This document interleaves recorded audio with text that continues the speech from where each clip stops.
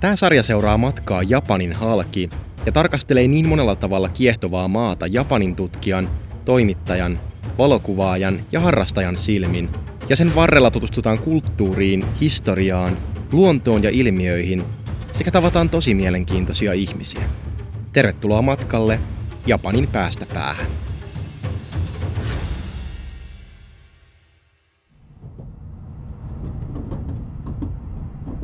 Tokaidon tie jatkuu merenrannikkoa pitkin Shizuokasta Aichin prefektuuriin, jossa vietin yhden päivän. Aichi on nimenä monelle vieras, sillä useimmiten puhutaan lähinnä sen keskuksena toimivasta Nagoyan suurkaupungista. Huomenta Nagoyasta. Tämmönen pikkupuolikas päivä tässä, kunnes lähdetään kohti Gifun prefektuuria ja Inuyamaa. Nyt mä ajattelin lähinnä hitaasti ottaa jostain aamupalaa ja chillata. Ei ole sen suurempia suunnitelmia. Nätti päivä taas. Tässä on nyt Nagoyan asema-alue. Isoimmat, oikeastaan ainoat pilvenpiirtäjät on tässä ja loput on sitten isohkoa rakennuskantaa, mutta ei mitään valtavaa kuitenkaan. Aichin alue kehittyi merkittäväksi liikenteen solmukohdaksi 1500-luvulla ja samuraisotien aikana Tasangolle nousi kymmeniä samurailinnoja. Näin sai alkunsa myös Nagoya, joka hyötyi sijainnistaan myös sotien jälkeen kasvettuaan muun muassa Japanin autoteollisuuden keskukseksi. Japanin turismibuumin myötä Nagoya on kamppailut sekä nähtävyyksien että identiteetin luomisen kanssa, ja myös monet japanilaiset vitsailevat, että esimerkiksi kaikki nagojalaiseksi mielletty ruoka tulee oikeasti sen naapuriprefektuureista. Aichin alue on pyrkinyt houkuttelemaan matkailijoita muun muassa 2022 avatulla Ghibli-elokuvapuistolla sekä Nagoyan linnan uudelleenrakennussuunnitelmalla. Nagoyassa on yli 2 miljoonaa ihmistä ja se on Japanin 4. suurin kaupunki, 3. suurin metropoli heti Tokion ja Osakan jälkeen. Ja kyllä se tuntuu. Kyllä tää on iso kaupunki, ei mitään verrattuna Tokion vilskeeseen, mutta sen huomaa, että täällä on ihmisiä ja tää on laaja etenkin. Ja tää on ollut merkittävä keskus samalla tavalla kuin Tokio on tuolla Kanton alueella, Tasangolla, Itä-Japanissa, Osaka puolestaan lännemmässä, Kansain Tasangolla, jossa perinteisesti on Japanin historia ja kulttuuri lähtenyt kehittymään, mutta Nagoya on ollut just siinä välissä omalla Tasangollaan. Ja siitä on tullut sitten merkittävä tämmönen hotspotti Tokion ja Kioton ja Osakan välillä. Ihan silleen omanlaisensa kulttuuri täälläkin on. Ja samoin kuin Osaka, jonne mennään myöhemmin, niin Nagoya on tullut alun perin, tai kasvanut alun perin isoksi nimenomaan linnakaupunkina.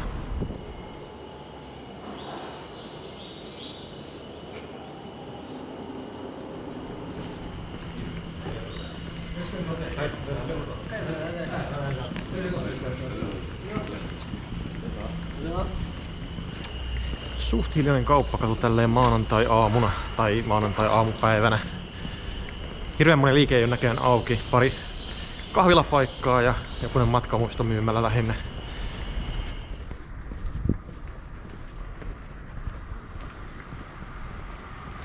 Vähän vanhempaakin taloa jäänyt tähän väliin. Nagoya siis aika lailla kauttaaltaan palo toisen maailmansodan pommituksissa, vähän niinku Tokio teki myös, mutta on täältä säilynyt jotain vanhaa.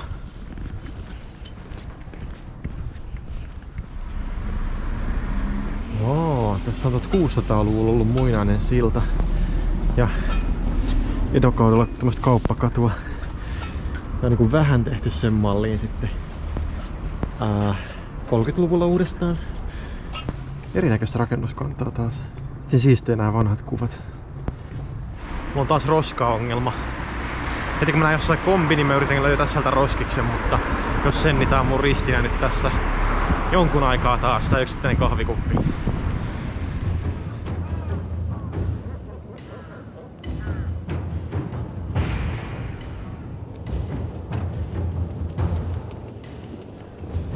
Tossa näkyy nyt Nagoyan linna. Ja niin kuin näkyy, että merimetsoja on tosi paljon. Ne on kalkenut kakallaan ton koko linnan muurin ja noi puut tossa tommosiksi valkoisiksi. Toi linna alun perin rakennettiin 1600-luvun alussa ja siitä tuli Japanin suurin linnantorni. Siitä se on nykyäänkin itse asiassa, ainakin tilavuudeltaan, mutta 1945 Nagoyan palopommituksissa siihen osui palopommi ja poltti koko linnantornin kerralla. Se oli Nagoyan kaupungin tärkein maamerkki, ja kaupungilaiset halusivat sen uudestaan. Ja kun 60-luvulla alkoi tämä linnan uudelleenrakennusbuumi, niin Nagoya oli heti kärjessä siinä ja 60-luvun puolivälissä toi betoninen linnantorni pystytettiin. Näyttää ulkoa aika lailla samalta kuin se vanha, mutta sisältä se on aika moderni luomus.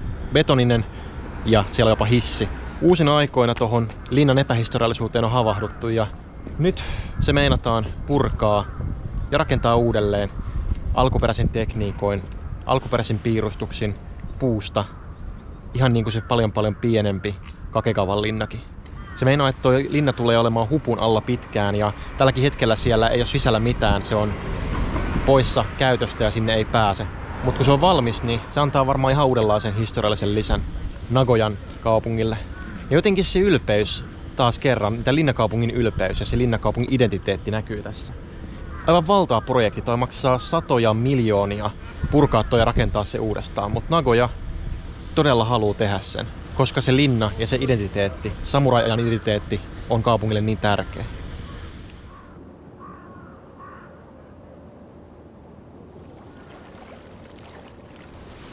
Se on Suomestakin tuttuja lintuja, tai lähinnä niitä oikeastaan nokikanoja, ja noin punapäästä on punasotkia. Suomessa ei hirveän yleinen punasotka, ja se on aika taantunut laji, mutta sit se on täällä vaan jossain keskellä miljoonakaupunkia linnan vallihaudassa.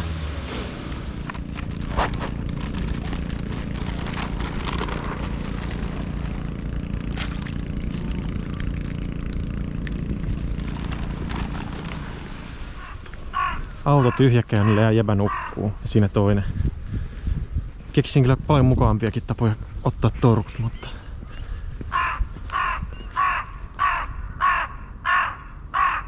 Moi! Täällä on paljon lenkkeilijöitä myös. Kiertää vallihautaa. Joo.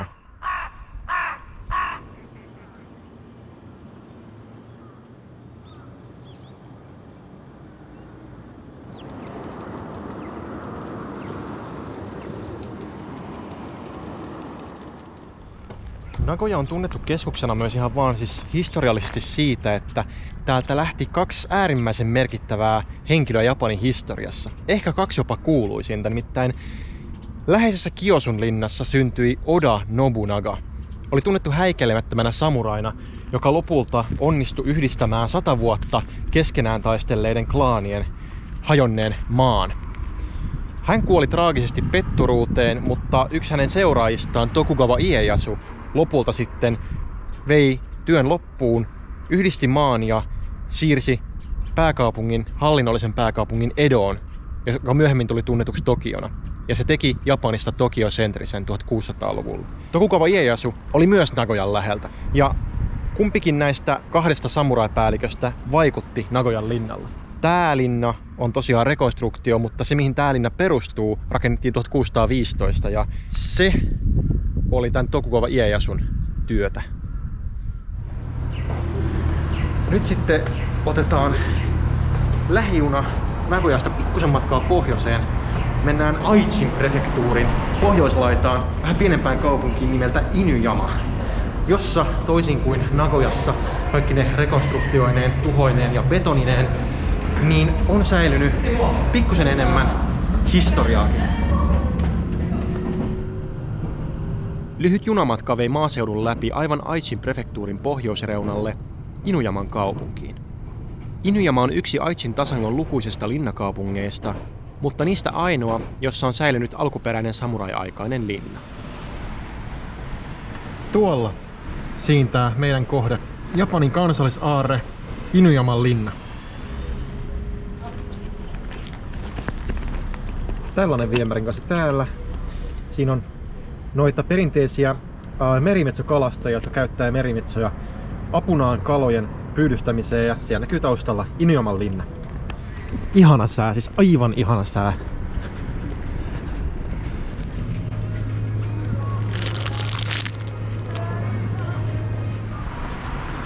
Niin, tässä on taas vähän perinteistä rakennuskantaa. Mahdollisesti ollut jotain riisivarastoja joskus. Mut joo, tosin kuin Nagoyassa Inujaman pikkukaupunkia ei ole koskaan pommitettu. Se on vaan rakennettu vanhan päälle, mutta vanhaakin löytyy. Ja Vanhaa edustaa myös tämä Inujaman linnalle vievä kauppakatu.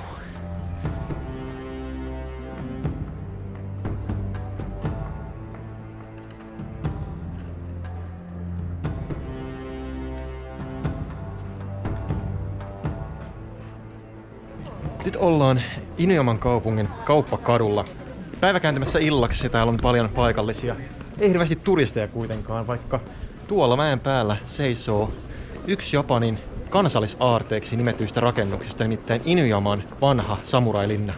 Inujaman linna rakennettiin 1580 ja se on vanhin säilynyt isompi linnantorni Japanissa. Niitä on yhteensä vain 12 ja tää on yksi niistä. Ja tää kauppakatu, joka nykyään on täynnä matkamuistoliikkeitä, jetskikauppoja, kaikkea tällaista, niin tää on säilyttänyt tämän alkuperäisen muotonsa suurin piirtein, koska tällaisia kauppakatuja oli just linnakaupungeissa, jotka johti sitten tonne linnalle, ja se on hieno piirre Inujamassa.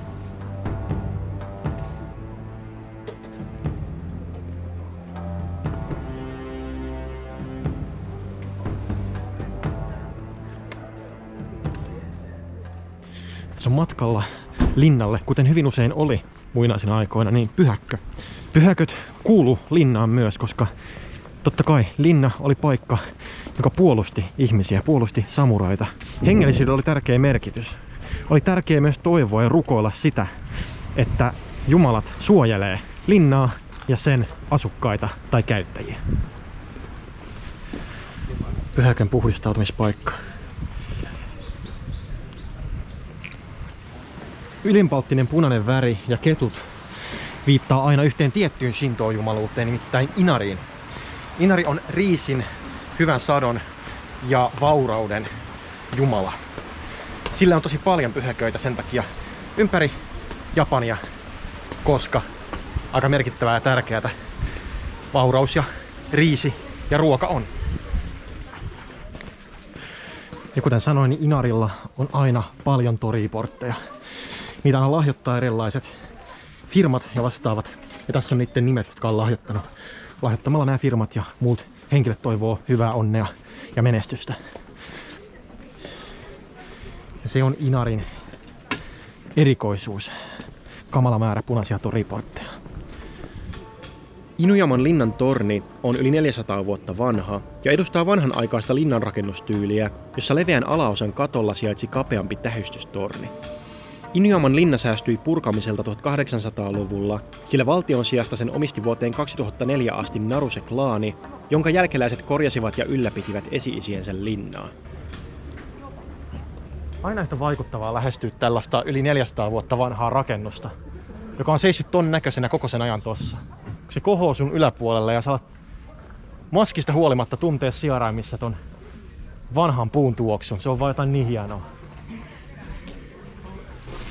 Ja koska tää on nyt vanha linna, vanhat alkuperäiset portit ja nämä muurit, josta nostaan ylös tonne Tenshyn eli linnan torniin, niin nämä portaat on aivan älyttömän jyrkät.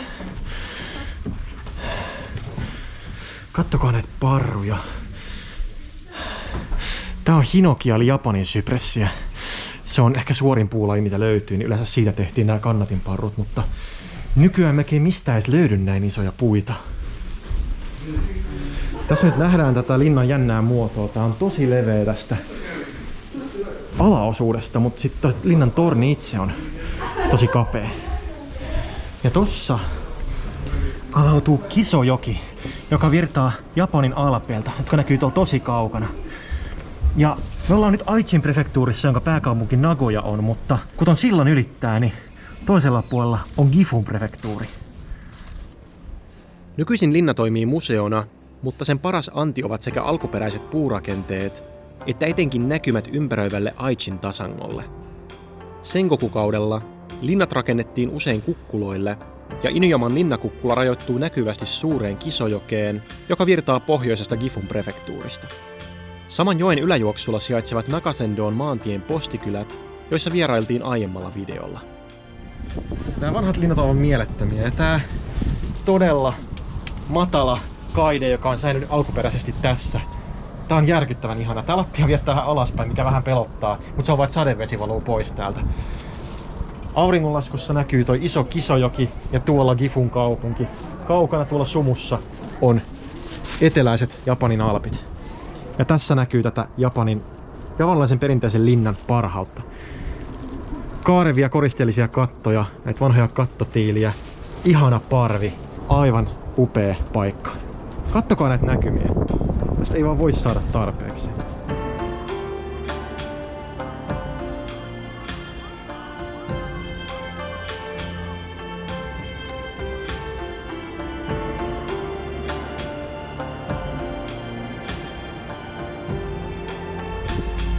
Kuvitelkaa oikeesti, tää on 400 vuotta vanha paikka.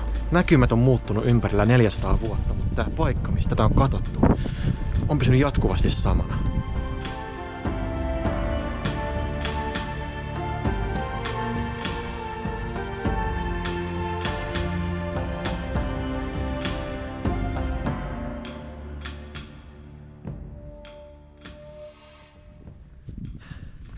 Se oli hieno paikka, tosi hieno paikka.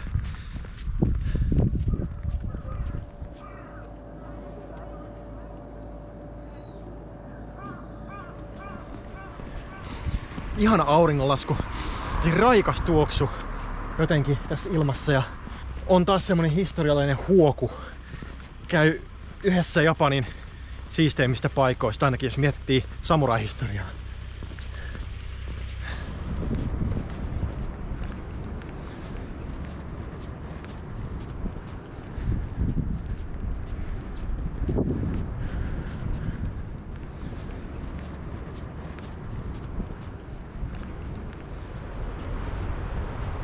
Nyt kun kuljetettiin joki, niin tultiin muuten Gifun prefektuuriin.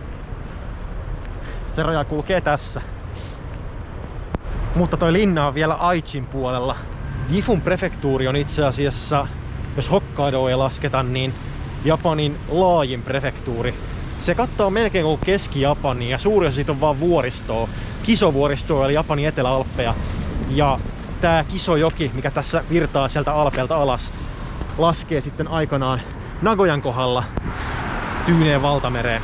Gifu on myös tunnettu nimenomaan samurai-historiastaan, koska Gifun kautta läpikulkevat solat on ollut tärkeitä reittejä pääkaupunki Kioton ja sitten uuden pääkaupunki Tokion eli Edon välillä. Ja niillä alueilla, lukuisissa paikoissa, on käyty aika ankariakin taisteluita. Huomenna me mennään kaikista ankarimman ja suurimman ja kuuluisimman samurai-taistelun paikalle.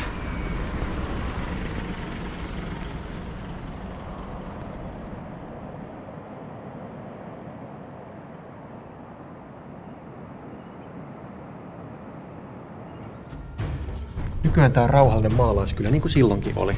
Mutta täällä on koko Japanin verisen historia. Täällä on jotenkin vähän aavemainen tunnelma. Tossa Tasangolla tapahtui maailman suurin samurai-taistelu.